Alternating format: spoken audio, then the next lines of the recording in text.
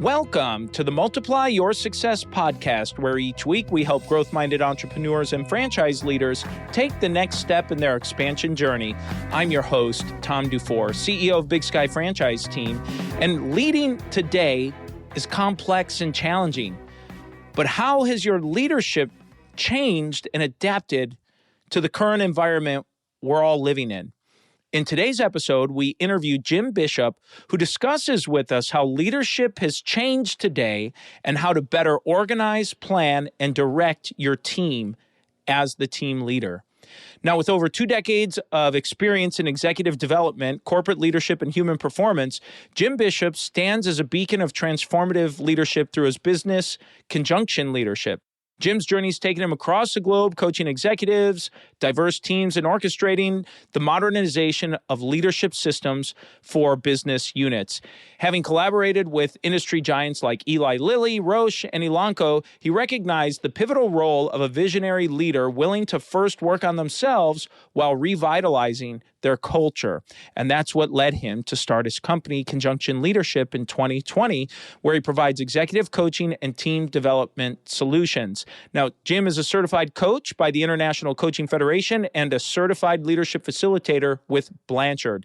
You're going to love this interview with Jim, so let's go ahead and jump right into it. Thanks for having me, Tom. So I'm Jim Bishop. I live just outside Indianapolis, Indiana, and the name of my business is called Conjunction Leadership. One of the things that we were talking about here, just as a way to get the conversation started, there's this concept of business transformation. And it's in a lot of business circles are talking about transforming and making these transformations. And yet, it seems like so many of those transformations don't actually go as planned or maybe have no transformation. So why do you see things like this happen? Well, the way I describe it, Tom, is all change is necessarily personal change first, right? Transformation is just large-scale change. We're trying to move a business or a culture or a model into something that hasn't existed before.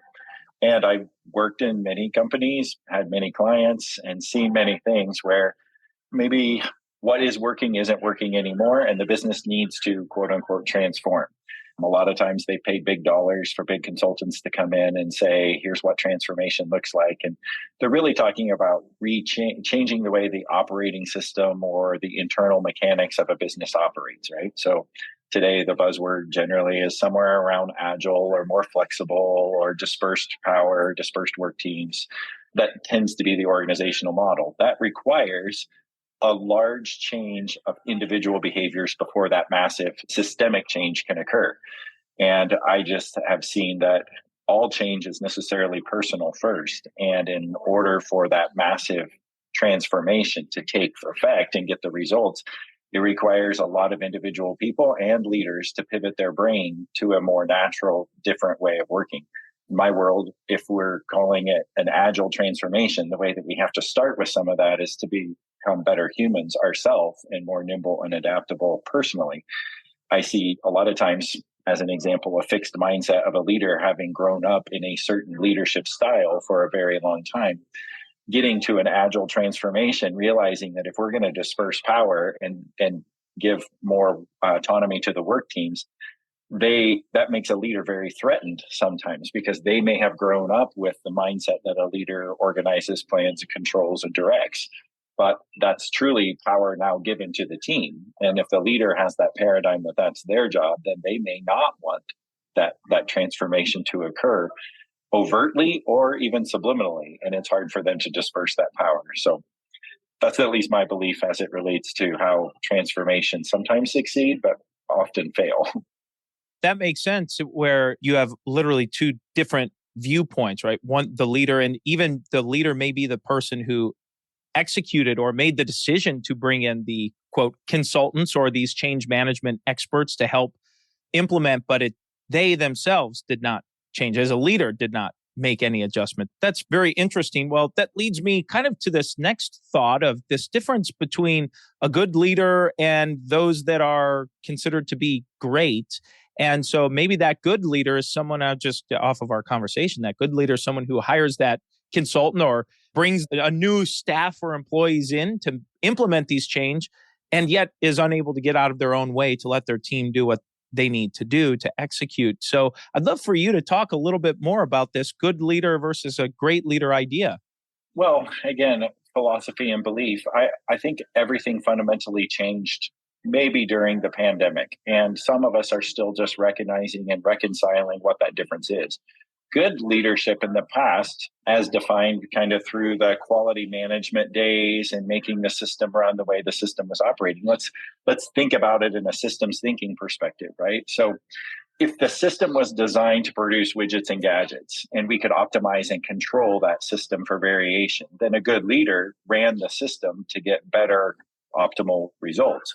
So planning, organizing, controlling, directing, those were leadership qualities that were needed in that kind of controlled system environment. It was complicated of sense where the complicated environment, the pieces of the puzzle needed to fit together, and we could learn each of the pieces, sales, manufacturing, marketing, whatever, but put it all together in terms of a business and optimize and control it. Yet the world shifted when the information started coming faster, when things were more volatile, when we were more uncertain about what next steps were, and we're just literally reacting to the moment. That made our system that we're operating in a complex system. And I like to refer to that much more like an ecosystem approach, right? Where everything has to be in balance for the ecosystem to stay in harmony. So the right amount of sunlight, the right amount of plants, and the right amount of wildlife. But if any of those get out of balance, what's going to happen is one will over control another. A leader in that environment managing a complex ecosystem has to be much more adaptable and sensing. They have to understand that they're never going to be able to optimize or control it, but what they can do is try to sense and respond, but not with wild swings of the pendulum and 5-year planning cycles. What they've got to do is sense and respond in the moment. And that's best done in that environment where you have more of a dispersed work team, where the power is at the front edges of the organization, and the people who are actually at the front line are controlling a lot of the top line. But here's what a great leader is now. Instead of that planning, optimizing, controlling, and planning, a great leader coaches, architects. They're helping people set the structure, but also being there to support and advise, but not necessarily there to tell people every day what to do. If they're able to flip their brain, then that leader is able to provide more vision and clarity to where we're headed, less than trying to keep the day-to-day functioning as the system is designed to function. One of the things you mentioned there is how leadership's changed after the pandemic here. And one thing that you noted in a pre-call here, pre-preparation for the interview, is just how it's particularly impacted male leaders. So I'd love for you just to talk about what these changes are and how that's impacted men in this discussion. Obviously, being a man, I have great empathy because on one hand, the presence of emotions and emotional leadership has become much more relevant in today's world. Right? So let's again take ourselves back to that traumatic experience in 2020 when it wasn't just the pandemic and it wasn't just the threat of disease that some people that were setting things off. We had a fair degree of social unrest. We had a fair degree of political tension. We have a lot more understanding of what it means to be alone. And when we were working through the Zoom structure of most of our businesses, what was happening is the feeling of disconnect was happening, right? Employees fundamentally returned from that experience with a different value expectation from their employer, because no longer were we relating the same to our friends or our family or our coworkers. No longer were we worshiping in the places of our choice as we wanted to. No longer were we socializing in the restaurants or bars or clubs or activities that we were participating in. So the natural place that we were spending the majority of our time was with our work colleagues, yet very limited amounts of connection were occurring in that work situation. Now, that's the situation. But let's think about how most leaders have been conditioned, particularly male leaders. A lot of times we've grown up with the mindset that if something hurts, you just rub dirt on it, never let them see you sweat, or emotions are actually a weak spot for most leaders, right? Most men have the ability to compartmentalize pretty strongly. And when faced with a challenge, we go into problem solving mode right away. And in COVID days, keeping the business open and making sure that employees didn't get laid off, those were big challenges, right? And so most men leaders were caught in a quandary because on one hand, they're a human living this existence. And on another one, they're a business leader trying to keep the doors open. And what I saw during that period of time was a lot of my male counterparts just putting their head down and focusing on the problem and stuffing a lot of the other things. Fundamentally, then, when employees returned to the workplace and maybe a greater sense of normalcy started to come back, men did not acknowledge the fact that we needed to be better humans in the workplace. They weren't able to name the emotions that they were experiencing. Therefore, they were lacking the empathy for some of the emotions that other people were experiencing. And when an employee feels the need for greater connection, but feels that someone else doesn't understand their emotions, what we're doing is we're naturally distancing between leader and employee. And so it feels to me like a lot of leaders, especially male leaders, struggled during that period of time and are still grappling with the fact that, is it ever going to return to normal where I can just solve problems again? Or do I always have to focus on some of these people things? And it's neither an either or. I think it's now an and both always. And forever will be, because what employees expect in the workplace is that they can become better humans while they do great work, not necessarily they become worse humans at the expense of doing great work.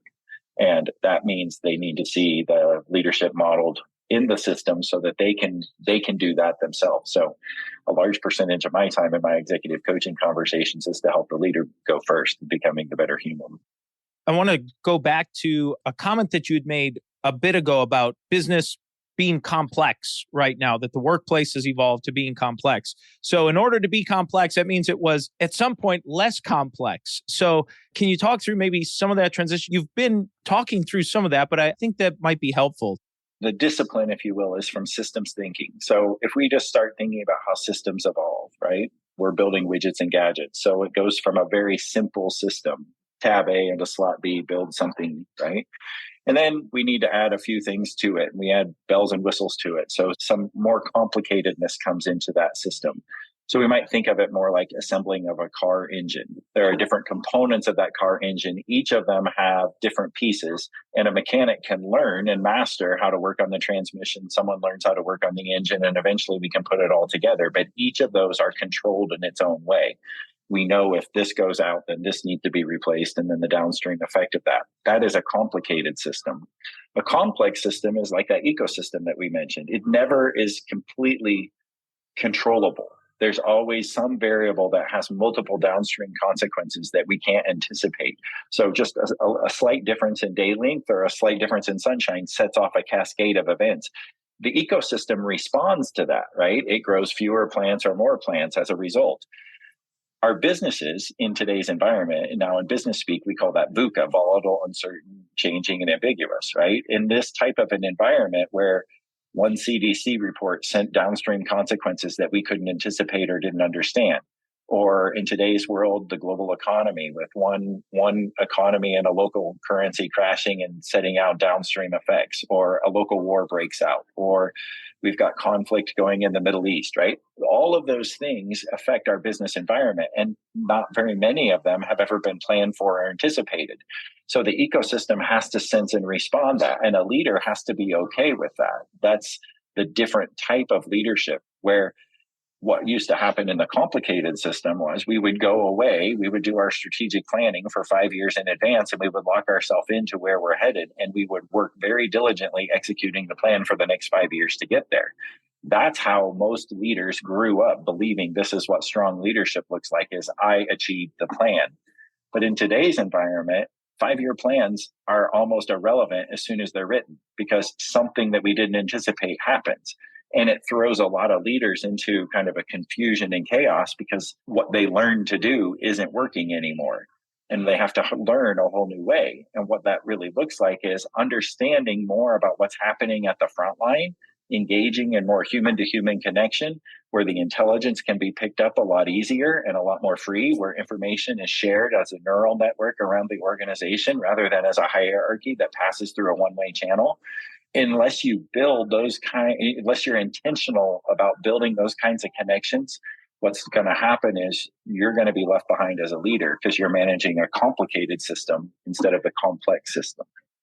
That makes a lot of sense. You taking into account all of these external factors, and certainly they're going to have an impact, right? Whether we acknowledge it or not, it's impacting the business, the consumer, the suppliers, all kinds of things. I remember when the situation with Ukraine and Russia happened, and I have a good friend that is in the food manufacturing business, and a lot of what they make is made with wheat, and just how literally almost overnight it dramatically impacted his business. It was one of those moments where it was a realization that even for me, thinking we truly are in a global economy.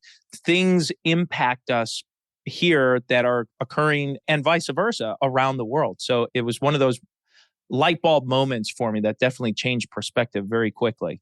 I mean, that's a perfect example and how it can affect even the mechanics or the logistics of our business. On a more personal note, when the Palestinian Middle East conflict broke out, right? There are people in our workplaces today that have polar opinions on what might be occurring. And yet we're working together cooperatively on the same team and in the same organization. And if there's not a leader who knows how to embrace that tension and allow it to occur to get to the productiveness of it, but they shy away from it, what's going to happen is you're just forcing division in your organizations and not allowing people to feel as if they're a valued part of your organization. Many leaders don't know how to emotionally handle that because they feel like if I address it, it could get out of control. It could be a fire that rapidly spreads, or it could show my ignorance or my bias on the situation itself. And it doesn't have to do either of those things. What you need to do is be able to have that productive tension in the workplace that allows us all to feel valued, heard, welcome, and respected. And it allows us to be more human to one another in the workplace. One of the things that you specialize in is helping coach and guide leaders at a midlife stage and going through business and growing. So how can someone, if they're interested in learning a little bit more about what you're doing or how they could get in touch with you to learn more on this concept and some of the things you're talking about here? Yeah, I have a huge amount of empathy for people at midlife. Oftentimes leaders believe that it's kind of a crisis they're going through, but really it's more of a transformation in their own being, a chrysalis, if you will. I've authored an ebook, Mastering Midlife Leadership, and it includes 9 power moves for leaders at this point in their journey and things that they can do or they can apply to their own leadership to help them pivot into a more graceful, joyful existence. But let me maybe even describe why that's important. Is in midlife, a lot of things feel like they're shifting, and it's not often talked about, and it's very, very not often normalized. And so a leader at midlife, when a lot of things feel like they're shifting, will tend to go inward and withdraw and become more quiet instead of going outward and discussing it with other people. And here's some of the things that shift, right? Probably around the 37 to 52-year-old mark, what happens is discretionary time becomes a lot more important. Probably someone has raised a family, working on a career very diligently, being asked to serve in their community, serving on a few philanthropic areas. And yet they're feeling like a sense of obligation and duty is more of their calling than their purpose is. They know that there has to be more. They know that there has to be something else out there that makes them more fulfilled because they remember what it used to feel like to be fulfilled. Early in life, we tend to get fulfilled from our accomplishments, from our prowess, and from the things that we put our muscle behind to make happen. And at this point in our life, we are starting to also recognize, I don't have a lot more energy, I don't have a lot more time, and I don't have a lot more muscle. Those things seem fleeting. And when there is a sense of loss in the equation, people tend to react to what they're losing more than what they have to gain. And when they feel like they're losing, they're going to pull back and do more of what they've already done. So their tendency is, I'm going to work harder. I'm going to put my muscle to it even more. And yet they recognize their faculty is slipping a little bit, and maybe they need more time for reflection, or they would like to sleep a few more hours at night, or maybe they would even like to spend more time with their loved ones. So there's a natural tension. And in this midlife pivot, what happens is we can't keep doing what we've always done to get where we want to go. But yet that's such an ingrained neural pathway. I don't know how to break out of it. And in midlife, it really is a becoming. It's more of a stepping into a more graceful and joyful existence and putting purpose in the center of your success equation rather than leaving it on the sidelines as something you'll get to later in life, potentially in retirement. And if we can step into that right now and help that leader grow through that experience, what they're going to recognize, growth is synonymous with maturity. oftentimes what we recognize is by the time we get to be physically grown, we think we don't have the opportunity to grow anymore, but it's the maturation of the soul and of the purpose and of your calling that really helps someone feel like they're slipping into this space where they're touching eternity even more. So how can they get a copy of your ebook? Where do they go for that? If you either go to LinkedIn and click on the top of the button, there's a place there that says download. There's also on the website, there, conjunctionleadership.com. There's a place that says you can click here and download the ebook as well. So either of those. And if for some reason someone can't find either of them, just email me at jim@conjunctionleadership.com and we'll get you signed up. So. Well, Jim, this is a great time where we make a transition in the show and we ask every guest the same 4 questions before they go. And the first question is, have you had a miss or 2 on your journey and something you learned from it? Certainly. Everyone's had a couple misses. I also look at my misses as some of my greatest learning opportunities. But corporate America, 20 plus years, following the career track that everybody thought I should have. And now that I even thought I wanted myself. We had 3 children at the time, adopted number 4, found out we were expecting number 5 very quickly. And I'm sitting in a hotel room because I travel 3 weeks out of the month and realizing I'm missing some of the best blessings of my life. There was a point in time right there where I would consider it a miss because I was following this path that I thought I wanted and everybody said I should have. It seemed like the easiest path to success and the one that I was most in control of. And at the same time, I almost missed all of the blessings and joys of raising a family and being part of it and living their day-to-day existence. So let's talk about a make or 2 or a highlight you'd like to share.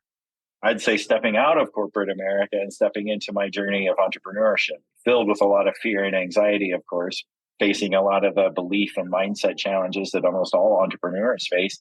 But after having been ingrained in corporate America for 20 plus years and learning how to manage that system, stepping into a place that's not really manageable is that place of learning who you are all over again. I think what I've learned is, and this we may get into your next question, but is my success equation, as long as I stand fully in the center of my power and my purpose, the success comes naturally behind it. When I put my success in front of that and I say, this is what the definition is, whether it be a number or a metric, and I chase that, I tend to lose my purpose and my commitment to myself in all of that. I stand outside of my power. So today it's, a lot more of the makes are coming from learning just how to once I get out of a coaching call with a client and I feel that center of purpose and center of power and just realize like we've done some great work just in this 30-minute call. And then watching those people ignite fires all across their company and the things that they're doing, it's just, there's nothing more exhilarating than a feeling of that. So. Wonderful. Well, let's talk about a multiplier that you've used to grow yourself personally, professionally, or businesses you've been a part of. I think the greatest power of multiplications is, for me, learning that networking was not a bad thing.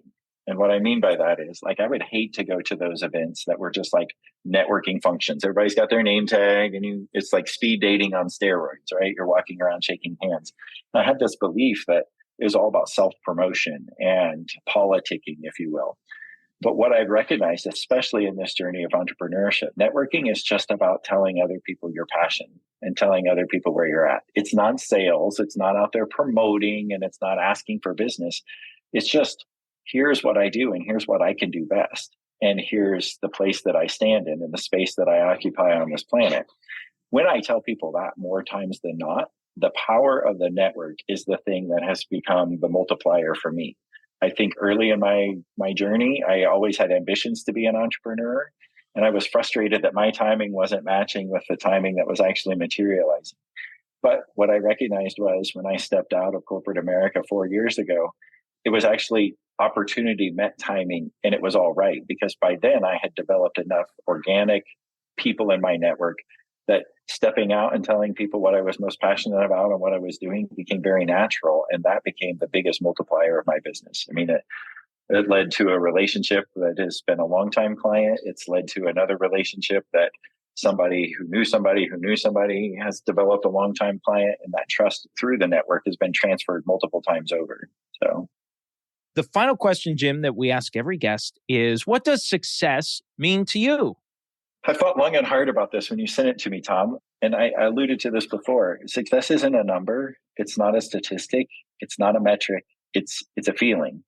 And to me, it's a feeling that a belief and a feeling where we're all given just one chance to be here. And for whatever reason, our DNA was dropped on the planet at this point in time. And there is no one else's DNA just like this. And so it really dawned on me one time that I was trying to become like everyone else, that I was trying to be average. In corporate America, there's a bell curve and you always want to try and fit in and whatever that looks like. But when I learned that there were things that I could do and think about, and it drove me crazy that nobody else was thinking about nearly as much as I was thinking about. And it would bother me. Why weren't they? When I learned to stand in that weirdness, I recognized that weirdness was my purpose and potentially even my calling. And when I stand in that, it's a feeling of, I would almost even just say it's like putting my finger in the pinpoint of eternity. Like I know that what I'm building is lasting because I can see it transforming other people, and then they transform other systems or cultures or people themselves. And so it is that continuity between what I do and a sense that it happens in the future, and it's going to continue to happen in the future, whether that's through my family or whether that's through the clients that I'm blessed to serve. And as a result, the material rewards have just been there, right? Never once have I looked back and said, I'm making less money than I made in corporate America. Why am I doing this? But in corporate America, my focus was on the promotion. It was on the next level. It was on the next paycheck. In this world, it's much more around what's the next purpose that we get to serve or the next person that needs our help. And when I put it into that regard, it's just much more natural, much more organic, and honestly, much more satisfying. Yeah, amazing. Thank you for sharing. Well, as we bring this to a close here, is there anything you were hoping to share or get across that you haven't had a chance to? I just hope that anyone listening to this that has that kind of feeling that what I've been doing how I've been working isn't working for me anymore, chooses to do something about it. I want people to recognize that work doesn't have to suck. I think we've grown up with this. Well, a lot of people have grown up with the belief that, if it's not hard, it's not worth it. And I'm not saying that work isn't necessarily hard, but it doesn't have to suck the life out of you. And what I see all too often is people who have that belief that it has to be hard and it has to suck, then work sucks the life out of them and they don't go home and serve their communities or their families or the places around them as much as they could. What I hope is that they realize that how I'm working isn't working for me anymore. And though I may be physically tired at the end of the day, I can still be filled with joy if I'm doing something that's in the center of my power and my purpose. And when they feel that, what happens is they realize that their work actually is the training ground, and the real opportunity to make a difference is in the communities and families and the people around them back at home.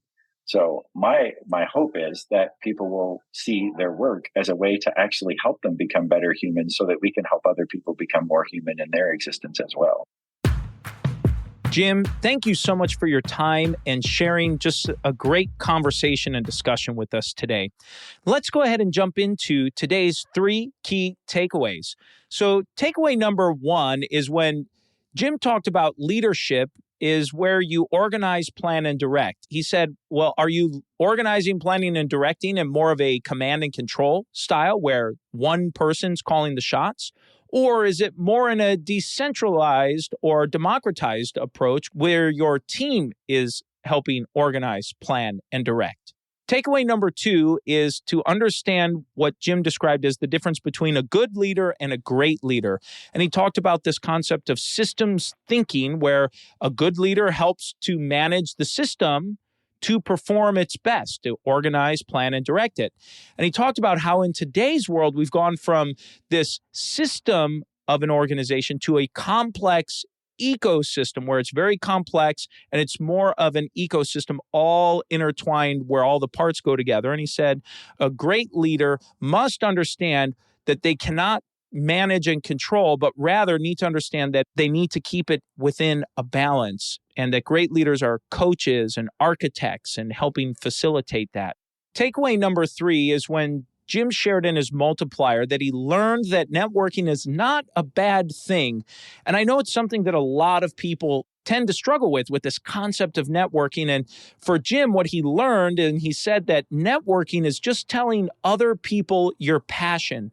I thought that was just brilliant. Networking is just telling other people your passion. So if you have any trepidation about networking or going to some of these networking events, I think that's a great way to look at it. And now it's time for today's win-win.